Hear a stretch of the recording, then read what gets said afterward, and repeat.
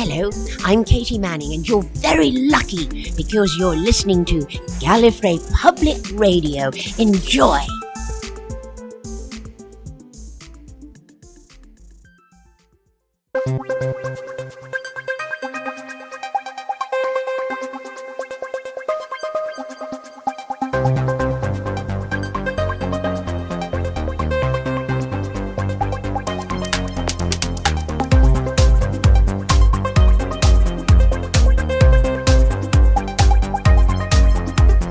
This is Gallifrey Public Radio, a weekly podcast dedicated to positive enjoyment of Doctor Who. We travel through classic and new episodes, explore the extended universe, and play a few games from time to time.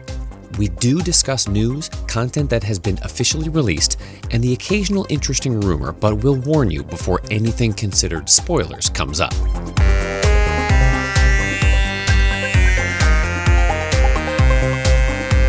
Welcome to episode 377 of Gallifrey Public Radio, where we get down to the very foundation of this thing we call the Doctor Who fandom, only to find a cranky old guy in a chair talking about the good old days. We should have known. I'm Kier. I'm Julie. And I'm Jay, and this week our classic rewatch of Destiny of the Daleks has a lot of beginnings and ends. You know, a new Romana, but the last story from Terry Nation. One-time appearances for the portrayals of K9 and Davros, a first interaction with the mysterious militant Movellans, and a new script editor practically custom-made for the Fourth Doctor. Into season 17, one of my personal favorites, because this is when I actually started paying attention to Classic Who being broadcast on PBS. I had gotten smatterings of it before, but this was the season, probably because of what will be our next classic rewatch, for obvious reasons, is near and dear to my heart. But we always start these rewatch go-rounds by getting some sort of quick reactions on these. Jay, I know we're fairly familiar with a lot of the stories from this particular season. How familiar were you with Destiny of the Daleks, specifically? I've seen it before. This wasn't my first viewing, but I was surprised by how much I couldn't remember. Well, that's fair. It's absolutely fair. This bears a lot of resemblance to the last Terry Nation pen Dalek story in many ways, but we will see. We'll see how it branches out a little bit. Julie, was this your first time seeing this entire set of episodes for this story? Yes. Okay. So first time seeing these, and I really enjoyed how it unfolded. I felt like it was concise, but each section had a good narrative to it and good cliffhangers. Okay. Yeah. Oh, yeah. Almost literal cliffhangers in a couple of cases. Yep. Well, at least falling down a shaft or two. And the rocks right off them. I absolutely love this story for a couple of reasons. The writing is not necessarily what always wins it over for me, but the getting to know Lalla Ward as the next incarnation of Romana is an entertaining process. Having a little bit of a break from K9, I know it's almost sacrilege to say, but we started having this conversation just the other week with Drew when he joined us for the Armageddon Factor, and you can hit a saturation point with our little K9 friend if you're over the age of 12 or so, I imagine. So having that little bit of a break, which was brought on by the fact that I guess John Leeson had laryngitis during production. So literal joke there. Yeah, little snippet of, laryngitis. Yeah. They asked a guest voice to come in and croak for him for a couple of minutes. But yeah, so it's but this is, as we will get to momentarily, this is something where in the crafting process, it starts to take on a bit of a voice that I am most appreciative of. So, let's dive in. All right, let's do it.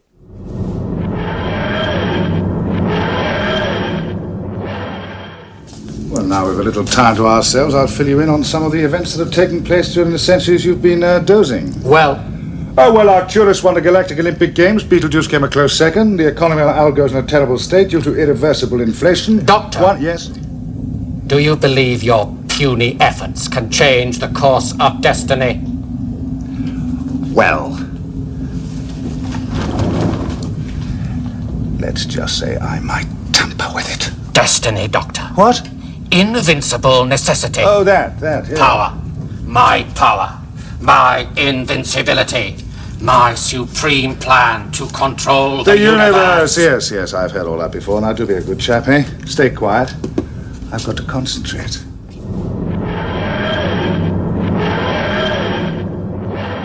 The given obvious change right off the get-go is the little opening moment that we have between the Doctor and Romana going through some changes in the control room. Just couldn't help yourself, could you?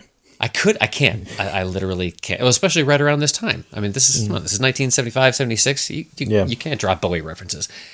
Julie, you were giggling as you were watching this particular sequence for the first time. What were your impressions of watching Romana go through her couple of bounces on shapes and sizes? I thought it was really interesting to see her talk about actually fitting in the body and are these arms too long or not, and then when she came out as the very, very tall contrast to the Greek goddess kind of pose. And I thought it was very clever for her to match the Doctor's outfit, and then in her final choice also match the Doctor's outfit. I thought I really like her outfit, and I think it's very of the time, but also fits for the show too. Mm-hmm. Jay, this for the longest time was a point of deep conversation about how Romana was able to control her regenerations throughout this. Yeah. What was your take? I mean, knowing everything we know now, because we're always going to look at these things through the lens that we've last been handed, about how she was able to manage this very well controlled, repeated iteration of physical change. Well, my current headcanon is that, and if you're not caught up on the latest series of New Who, then go ahead and skip ahead about 30 seconds. But my understanding is that because Romana is a Time Lord, is a Gallifreyan, and they have the regeneration kind of spliced in, maybe they did a little tweaking, and they're like, oh, well, we actually want to be able to control what we did, but because the Doctor came by this naturally, they can't. That's a very interesting idea. And knowing that Romana is sort of a younger Time Lord would make a lot of sense.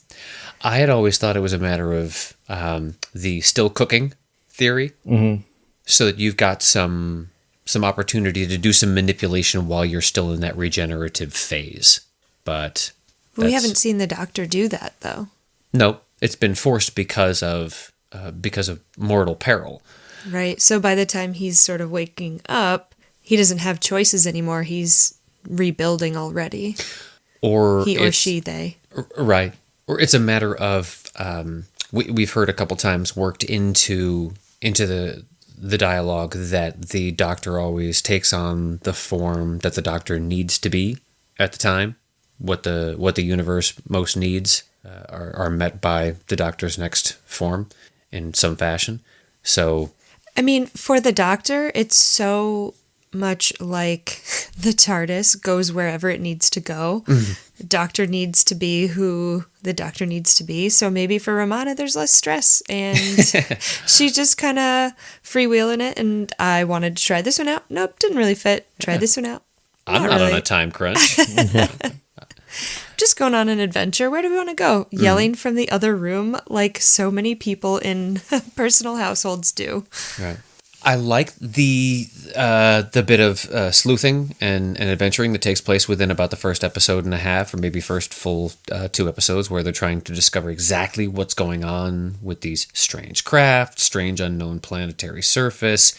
Little unusual that after the first time using the randomizer, the TARDIS just happens to take them to Skaro, and the Doctor doesn't know that they're on the surface of Skaro, or doesn't bother to look before he goes bounding out the door. We tried and saw rocks. What are the odds? A quarry. Yeah. But one thing and my question's still kind of hanging out there. I was trying to do a little bit of background on this because I was just curious about how long since we last saw Davros shot by his own kind and left for dead beneath what at the time was the surface of Skaro, now the rubble beneath Skaro. How long he was under there. What is that time span between Genesis and Destiny? And I haven't really found a concise answer yet because I don't really know if I have any sort of relative time dates for the 1,000-Year War that was taking place during Genesis. So I can only go by the Cobwebs? Yeah, cobwebs and the depth of the dust. That's really pretty much it. But how do we feel about this idea of, in many instances, we've seen these gaps between Davros appearances as going from regeneration to regeneration. It's this, we've gotten accustomed, modern viewing capacity, to having this appearance of the Dalek mastermind as something that is meeting the next face of the Doctor, and it becomes this great dynamic of saying, oh, well, this is who I am now, and you're dealing with me much later in my timeline. For the Doctor, or for the Doctor in this particular instance, this isn't within the Doctor's linear timeline very long between, right? This is it was with Sarah Jane the last time, right? So both in Davros's natural time, we'll call it maybe a couple hundred years, just for sake of saying, all right, sure. It's been a while, or what do they say? What do the kids say now, Jay? It's been a minute. Been a minute. I'm asking Jay what the kids say these days. Look how low I've come. But for the Doctor, I'm thinking just a few years, right? We're sort of. I don't think we've had any breaks in our time with the Fourth Doctor. It seems like they stick pretty closely to, I guess, real world time. So yeah, it's been a year or two, maybe. At the most, less. Yeah. So that's got to be an interesting sort of Jeremy Bear. Yeah, very Jeremy Bear sort of. Yeah, they kind of go out at a different path, and then the Doctor meets Davros many years in the future. It makes for some great interaction, but it also means that we get another instance of, in a sense, because Davros has been in this suspended state, just on low power mode, I guess, literally, that his interaction with the Fourth Doctor and his snark and the fact that the two of them just sniping at each other, this brilliant dialogue. Well, because for him, it's been no time at all. Precisely. So you've got 3 different amounts of time, and I think he also interacts in a different way with his own Daleks, who have grown. There's a Dalek Supreme, who he doesn't like the idea of. That was great. Furious.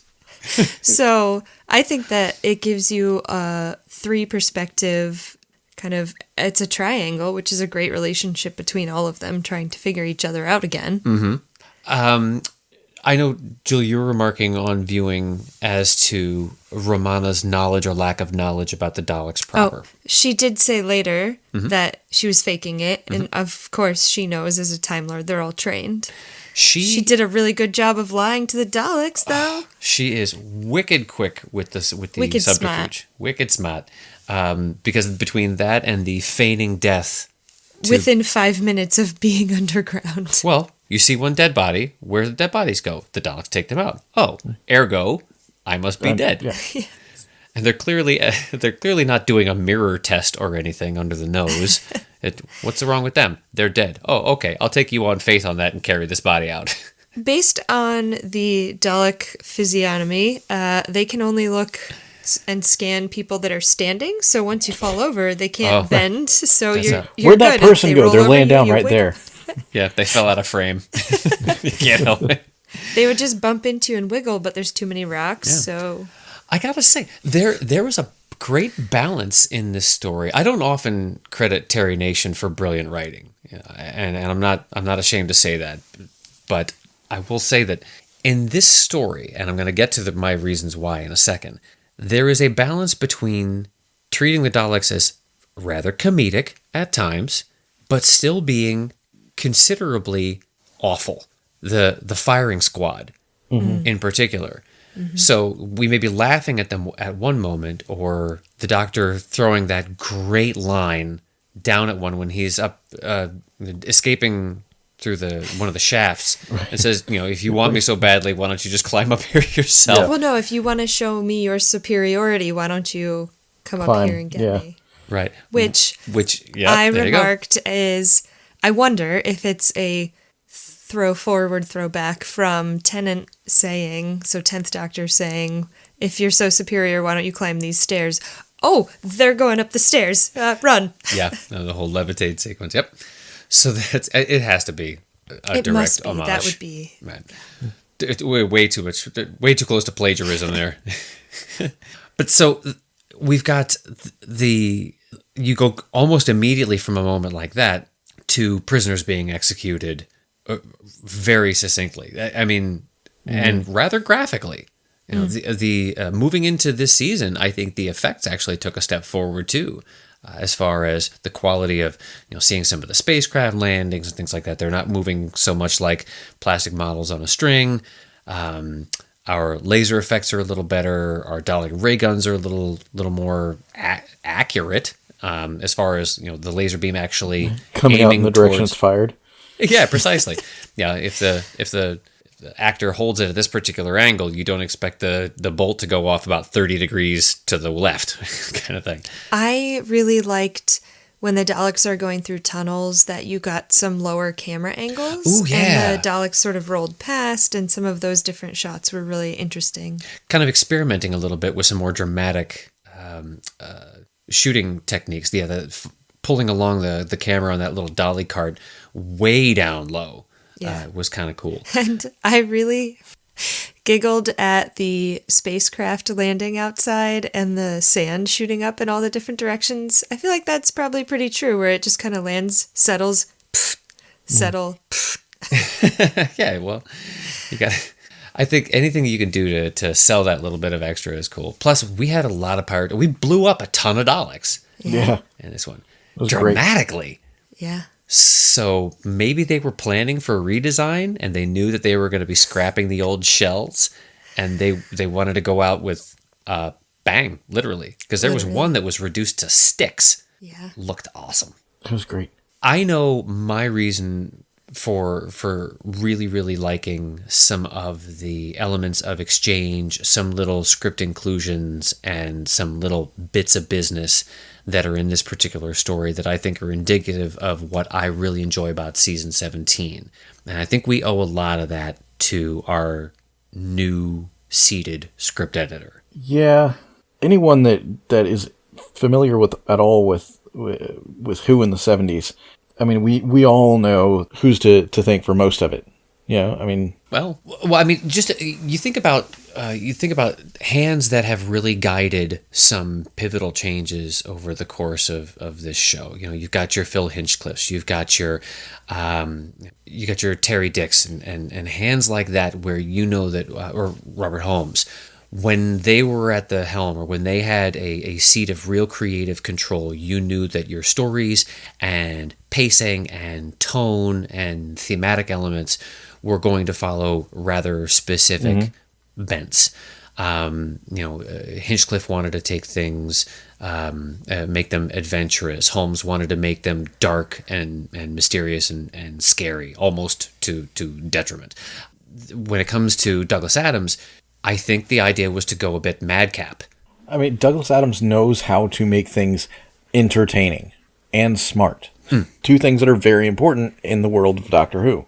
And seem to mesh so well with what Tom Baker wanted to deliver. Mm-hmm. So even if the dialogue was coming from another writer's hand, in however many original iterations of scripts, I think once it passed through Adams's hand, there was this symbiosis between the two of them where Baker wanted to be unpredictable and at times nearly dangerously zany, and Adams genuinely enjoyed that idea of throwing elements in sidelong, these unexpected quips or turns of phrase or unusual deliveries that Baker could field so well that Adams felt made for a more entertaining and engaging story because it made it, as you said, unpredictable. I think it's a great pairing, and this is when they really hit their stride. Yeah, no, it absolutely was, and you can tell that Adams his writing is always so sharp, and so when he's being a script editor, he's going to be able to take, it's like, oh, well, you have 3 sentences here. I can put it into 1 sentence and, finish it off with a joke or something like that. It's, he knows what the point is and can get to it great. And he knows, I don't think that anyone else quite understood how to work with Baker as well as he did. He knew how to write for this Doctor, and Baker ate it with a spoon. Anytime we'll see Douglas Adams scripts, that's always the most memorable performances from Baker, because he's having the time of his life, because he's getting to play the Doctor he always wanted to play. The thing that fascinates me of this story and the couple that follow too is that there are a couple of little, I don't want to call them Easter eggs, but there are a couple of little elements in this story and the stories that follow that I can tell seed ideas that Adams uses in the next couple of years as he starts to write the original radio play for Hitchhiker's Guide to the Galaxy. And a few things that I think he socks away in his candy jar. One of them being, look very closely again at the book in the first episode when the Doctor gets pinned under the falling column and he cracks out a paperback to start to read about the origins of the universe. Right. And it's written by Ulam Khalufid, who is a writer that is referenced in the Hitchhiker series on numerous occasions. So that's a great little tie-in between the two. And you could just tell that was something that wasn't going to be in the script, as far as the author of the book had no bearing on the script whatsoever, and it isn't referenced in the dialogue. But if you're going to put a prop together, put some goofball name on it that Adams thought was funny, that he then files away and says, oh, I'm totally using this later. Yep. Love it. I love it. Yeah, it's great. It's one of those things, in watching this and going through Adam's professional timeline it's so enjoyable, especially knowing what's coming ahead of where you're at is fantastic. Now I want to ask you both, because of what as we were remarking on how much we loved and felt short-sheeted on our time with Mary Tam as Romana, and loved some of the gravity and the strength that she brought to that character, even though it wasn't the character that she ultimately wanted to work with, the reasons for her departure. As far as seeing Ward take on that character and trying not to change the personality too much to keep it true to who Romana is. This is an instance where there's a physical change, but not necessarily a marked personality change. Do you see some attempt to try and mimic Mary Tam's interpretation? Or is it something where it just happens to, as a result of either a result of the script or just making sure that you keep pace with Baker, that's who you get? I do think that it's more an outcome of trying to keep up with Baker. And the fact that, Romana is an intelligent, powerful, smart woman, that just, there's some things that kind of have to carry over because of that. Because of the, trying to mix those things together, you're going to get something that spills over into it. And I don't think it was a marked attempt to make it as much like Mary Tam as possible. But there's some bleed over. And I also think that since she had a little bit of rapport as a different character, I think she needed to delineate this is Romana. Mm-hmm. So maybe that played a little into it. But then also just establishing their start of their relationship as this pairing.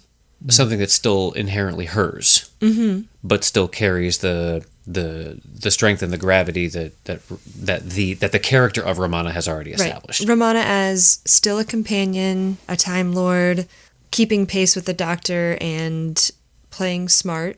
A peer, really, because there are a few instances where when she is not present in the scene, she's being described as the Doctor's companion, but the Doctor never refers to her that way, and she would never refer to herself as the companion, not by a long stretch. No. So, but her role as to what we would normally think of as the person traveling with the Doctor as the companion. But correct, I think she's on his spaceship, but not necessarily a companion in that way.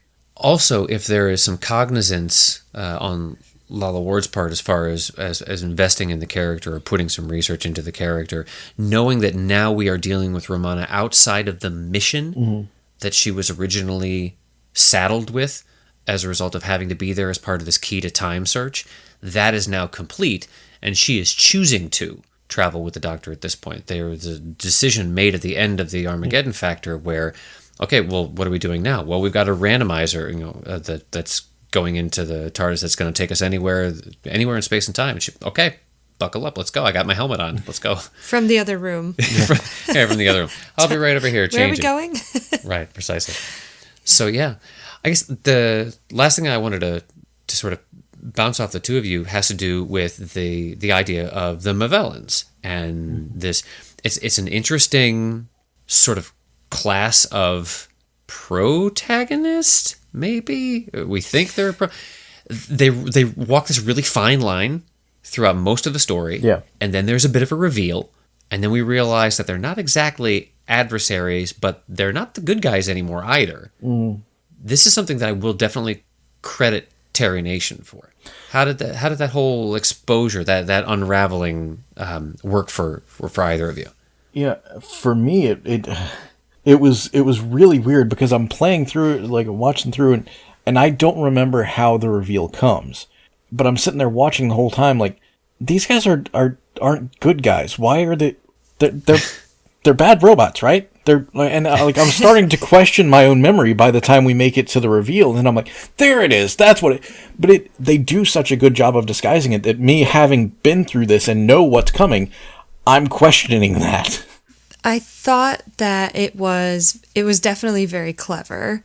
I didn't have any idea, obviously not having seen it before, and thought for sure they were just trying to help, but you could tell something wasn't quite right, and that the Doctor had figured it out but wasn't telling anyone and us as the audience until later. Because even after he had an inkling when the first one died, felt the second one, and then you shouldn't be here. Kind of. But as I was thinking about it, I think it's also very good that K9 was not involved. I think that K9 adding a third, maybe more neutral, but definitely on the Doctor's side, would have thrown a different kind of wrench into the mix, because he's another kind of robot. It probably would have been able to detect that it was a right away, and wouldn't have let any of that discovery sort of happen naturally, which then might not have let the Doctor work with them to find Davros in the first place. I don't know that he would have trusted them to go find, not to use them, but to partner with them and the one human that was with them. Right. So I think that's very interesting. I still don't know what my take is on the Movellans at the close of this story. Whether I want to consider them to be bad robots, because you still have to consider to a certain degree the idea of the enemy is my friend. Did we ever hear what their actual, other than just defeating the Daleks, what their mission in the universe is? Was it also to take over the universe? To take over the universe, yeah. Yeah, they're like, no, we'll defeat the Daleks, and then we can start our own conquest. Why? And so I feel like it's one of those things of like, they're the lesser evil. So it's like, I'll team up with you so we can defeat the Daleks because I know I can take you out on my own. Right. Why everybody got to be hating on the organics? Meat bags. Have you seen what we do? So are we the bad guys? Yeah. See, that's the twist. Ah. That's the twist at the end of it all. I mean, this is what, the year 4500 or something like that, and we're still botching it up. Well, but I do like the fact that, and again, I think this is something where you've got the great seed of a story there that Nation hands over as far as this impasse. You know, two great superpowers that have become so dependent on logical, statistical minds, or in this case, supercomputers, that are so evenly matched that they cannot one-up one another, that the only solution is for one of them to do a complete lateral, an end around its own computers in order to do something unpredictable. And it's impossible for for their mainframe systems to be unpredictable, because that's illogical. Right. But talk about a design flaw. Just this thing sitting in front of your body. Let me just pull that right off. Yeah. Versus the Daleks, and I guess maybe it wasn't such a bad thing because against the Daleks, again, they have no hands. Yeah, but the suction cup could take your... Ooh, I got your power pack. But it's on the wrong side of the suction cup, so... Maybe that's it. See, it used to be on the other hip, and then they're like, oh, we're fighting Daleks now? No, got to move it over here. Move it to the other side. Got to put it on the whisk side. Whisk side, everybody. But if it ever gets removed, you got to do a slow-mo 360 pirouette. I still can't figure that one out. But Well, the design was like 85% of the way there. Yeah. They looked awesome. They were all super fit. They had great hair. Lots of little funky details. I was saying sort of almost Egyptian in their style, just with the long braids, very clean cut. Like a bang look with the very structured bodies and sort of lapel yellow things. Tight leggings. Tight leggings. Yep. That's and the eyeliner. The most. Yeah, and the eye. Yes, the eyes and of the Iris. Eyeliner. Yeah, all had the eyes of Iris. Osiris. Sorry, I knew there was an Iris in there somewhere. But also the most memorable ray guns. Yes. Outside of Dalek gun stocks. Yes. Everyone, you will recognize a Movellan pink gun probably faster than most Trek phasers. Anyway. And very effective. Very. Yeah. I dig them, that's why I was so glad years and years and years later when they appeared in that little what was it, the lead into which Capaldi season was it? Oh no, it was it was Pearl Mackey's reveal. No, it was pilot, and it was actually in the episode. Yep. But when they gave us the teaser trailer leading into when they were introducing and Pearl Mackey as Bill. And you saw Movellans running around in the corridor, and he says, "Oh, these are old friends of mine," or something to that effect. And I guess he says something like, "Oh, maybe you wouldn't call them friends. I don't. It's complicated." That's just brilliant. God. Man. Well, and this kind of spells that out. They worked together, and then he realized, "Hey, you're also just as bad as they are." Mm-hmm. Yeah, well, he jumped right back into the middle of that particular skirmish, and he just happened to have Bill along to ask some great questions about what's a Dalek. Yeah. All right. Well, now I got to watch the pilot again. Anyway, we'll play rock paper scissors to see who picks the next episode. Oh crap! That's gonna take forever. Wait a second? How do you reach a stalemate? How do you beat a computer at rock paper scissors? There is nothing predictable about this. So I think that what he was proving is that the computer version will always choose the next item that would have beat what you chose. Right. So if you make that switch as the unpredictable one, knowing that if they played scissors. They played scissors, you played rock. Next, they're going to play paper to beat your rock. But if you don't play the next in your rotation to beat them, then you would. Okay. You would win. I get that.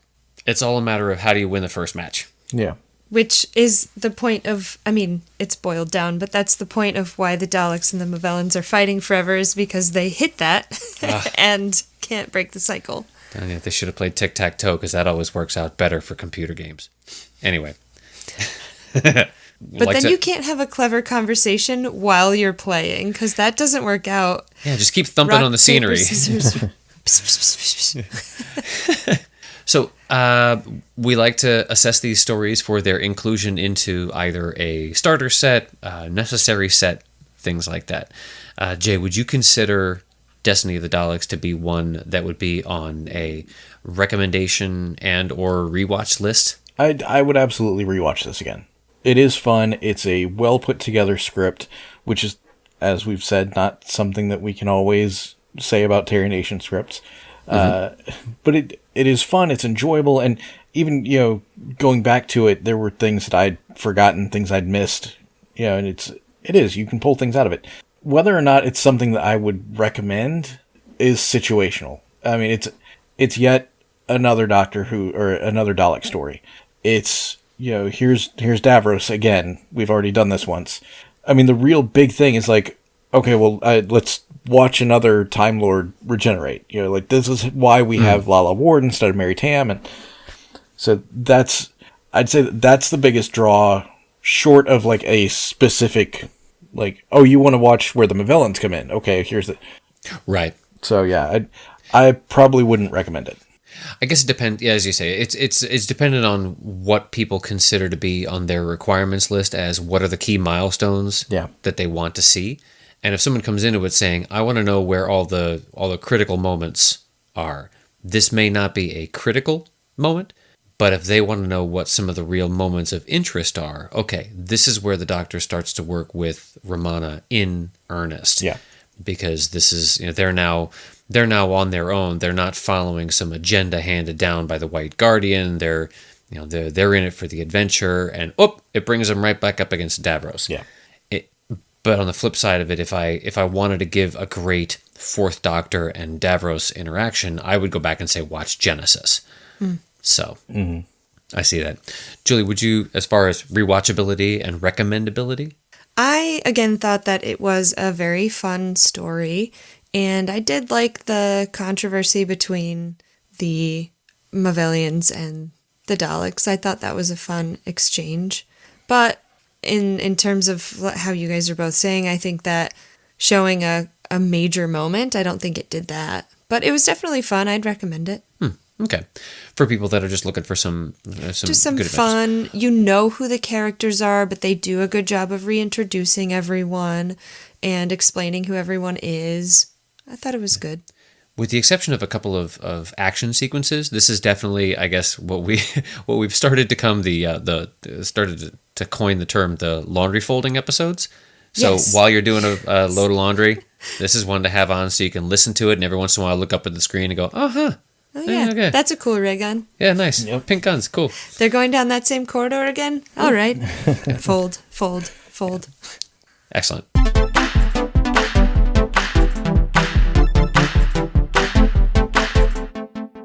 We absolutely should make sure that we start this new segment by letting people know that just as of today, just as of our recording today, we lost one of our own within the Whooniverse here. Pip Baker, writer during the Seventh Doctor's era in the mid-'80s, has passed as a result of prolonged illnesses after a fall. His partner in both in life and in writing, Jane Baker, we lost back in 2014, but they were responsible for some great creations of characters that we still value highly. The Ronnie was one of their own pens, as well as coming up with Mel. And don't you dare, none of you, ever besmirch Mel. Just let it go. I'm gonna defend this for a long time, but. The legacy that both the Bakers left behind, particularly on what they did for our Seventh Doctor's era, is long-standing and will be sorely missed. So, in keeping with the just absolute deluge of new content coming from all corners of the Whooniverse.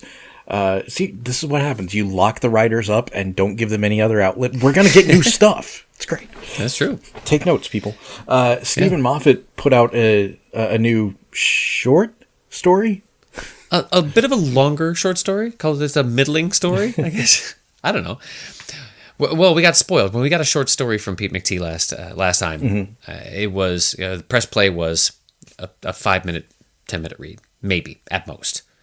This that we got, the Terror of the Umpty-Ums, is a bit longer, but still good because it's a lot of dialogue exchange between, well, without giving anything away, a character we have not met before, mm-hmm. who believes something about themselves, something horrible about themselves, and they are getting talked to and talked through it by the 13th Doctor. So it is Stephen Moffat's opportunity to write for Jodie's voice. Cool. So absolutely worth it. Yeah. It comes with a caveat, though. Yeah. And unfortunately, Moffat says that his time with Doctor Who is pretty much over. Yeah. I guess, well, he still loves working within the scope. He still loves communicating with the fans in limited capacity, social media not being one of them, but is still very affable and personable and really appreciates where the show has been, was under his tenure, and where it's headed. But I think he realizes that he has invested enough into it and has moved the needle as far as he can, and it's time to hand the reins over. He jokes that he's out of ideas. Right. I don't think that man could ever actually be out of Doctor Who ideas, but but I mean, he does have a point. The show is about regeneration and not just the Doctor. It's you have to have new voices and new ideas and new things. Otherwise, the show would have been dead long before it ever got to this point. And so I admire him for recognizing that and being like, you know what, I have tons of things that I want to do, tons of things I've already done, but in order for the show to survive, it needs someone other than me. Absolutely. And I know that he's been having a lot of script bending success with Dracula, working on that series with Mark Gatiss. And I don't know if we're entirely done with Sherlock at this point. We don't really know where that stands. I guess we'll find out in over the course of years, because they take their sweet time. Every 2 years forever. Right. But even within the science fiction scope, I'm sure that if other ideas start to cross through his mind about how he can do some bending of time and space, he may do so in a totally different concept. Yeah. And have great success with it, because after all, it's Moffat, for crying out loud. But another writer who I'm so glad to see has been given an opportunity to do a little something more for us at the moment. Yes. Just a tiny bite. Maybe let's just hope that this is just an appetizer of a course yet to come. Since we had the opportunity to have Neil Gaiman join some of our other talent for a live tweet as part of the Doctor Who lockdown for The Doctor's Wife over this past weekend, they led it off with a very brief little diary entry that Neil wrote for Rory to be speaking to his son, Anthony. Yeah. It got a little dusty. It got a little dusty, It did get a but little it dusty. also, in typical Rory fashion, had a bit of dark humor to it, The fact as he that explains every other the many sentence ways. ended with, and then I died. Yeah, and then I died doing this, and then I was plastic for a few centuries, and then I did this, and it even has a nice little button at the end from Karen Gillan. So that was a joy. I will say that after watching this, as soon as I found it, I immediately sent it off to everyone I could think of, because it is just so much fun. And then I sent it to my girlfriend, and she was like, "Okay, that was cute." And I was like, "Wait a minute, have you never actually watched PS?" So I pulled it up instantly and sat there and watching it with her. And years later, having watched it however many times, it still gets you right in the feels. Yeah, it does. Yeah. But I love the fact that it's something about Gaiman's writing, knowing, all right, hurt, laugh, hurt, laugh. You got to put those little bits of humor in there, but knowing exactly where to pepper those bits of humor in, especially the cell phone joke. Oh yeah. Because you'll be watching this thing and saying, all right, it's 1946. He's recording this clearly on an iPhone screen. Where did he? Are they gonna mention this? Are they gonna? Oh, of course he's gonna mention it. Perfect. Such clever writing and such great execution. It's an absolute treat. Yeah. We are not done with those, though. Nope. We have a number of them still to come. They just keep adding them as long as Emily Cook keeps working and the rest of the Whovian community comes forward and says, "Oh, sure, absolutely. We'll find the opportunity. We'll fit this on the schedule." The next one that we have coming around will be this coming weekend, where both Russell T Davies and Graham Harper are going to be tweeting along with a broadcast of The Stolen Earth and Journey's End. So that's going to be delightful. I'm upset because I totally missed out today when Stephen Moffat was doing the live tweet for Hellbent. Mm-hmm. And with Rachel Talalay. Because I'm essential, I realized it about 32 minutes before the show actually happened and about 4 hours before I got off work. Yeah. Yeah. Fortunately, though, because they're time-stamped rather well with the hashtags, you can at least, because obviously the idea of trying to race to interact with it is almost futile because of the sheer volume of people that are throwing tweets around with it.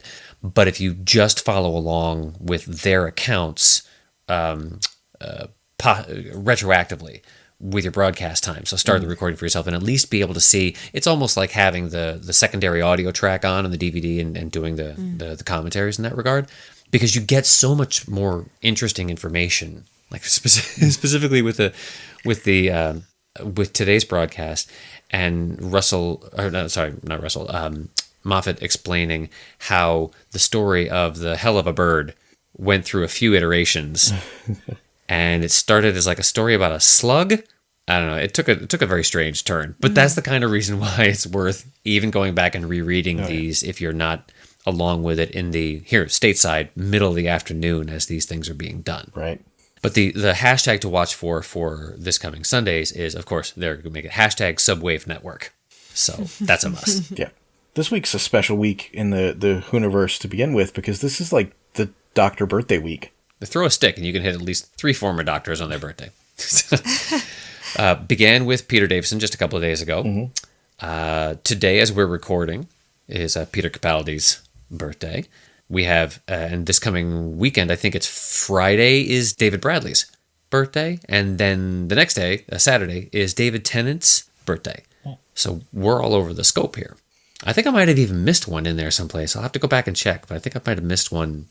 Maybe not within the 7-day window, but just outside of it. I'll have to go back and see. I got it marked on a calendar somewhere. So happy birthday, guys. Yes, happy birthday to all our doctors. Doctor. Just 2 doctors standing in the hallway. I can never pass up on that reference.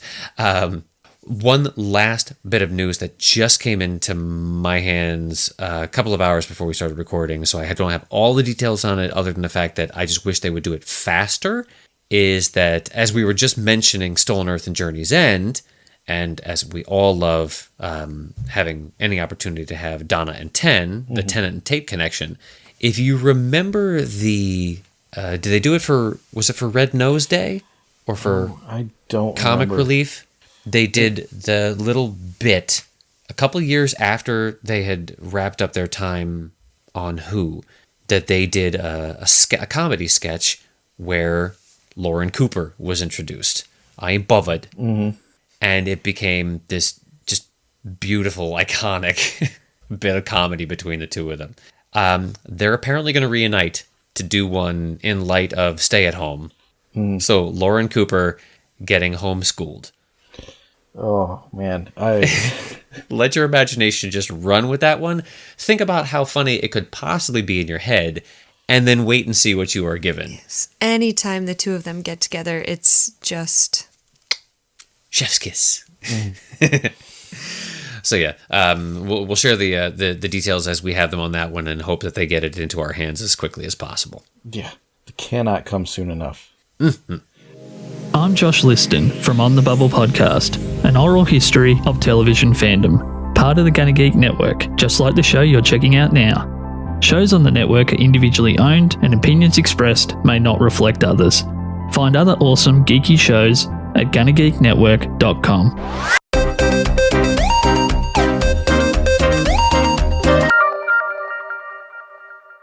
So next week we're going to be coming back with our Torchwood rewatch of Season 1, Episode 12, Captain Jack Harkness. Everyone's been waiting for this one. Yeah. I do feel like, in my memory, this was a turning point for the series. I could be wrong, but... Turning point? I don't know, or maybe a galvanizing Maybe moment. that's it. That's one where people say, ooh, this really is very Whovian. Yeah.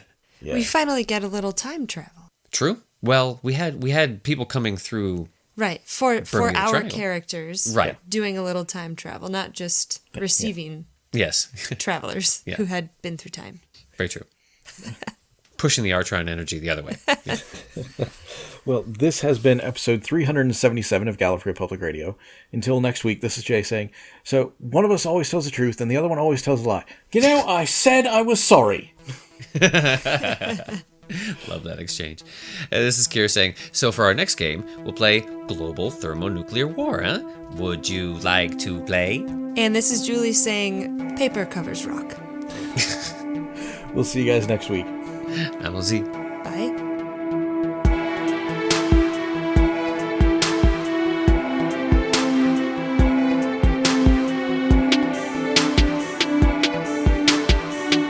Thanks for joining us for another episode of Gallifrey Public Radio. Want to keep the conversation going? You can find us on Twitter, Facebook, Instagram, and YouTube, or just send us a good old-fashioned email to feedback@gallifreypublicradio.com. You can also give us a phone call at 754-225-5477. That's 754-CALL-GPR, and you may hear your voice on a future episode of the show. Everything's got to end sometime, otherwise nothing would ever get started. Join us next week for a brand new episode.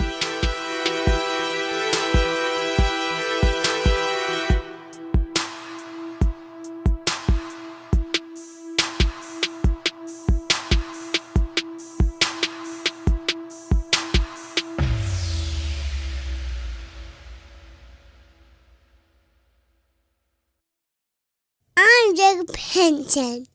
Gallifrey Public Radio is copyright 2020.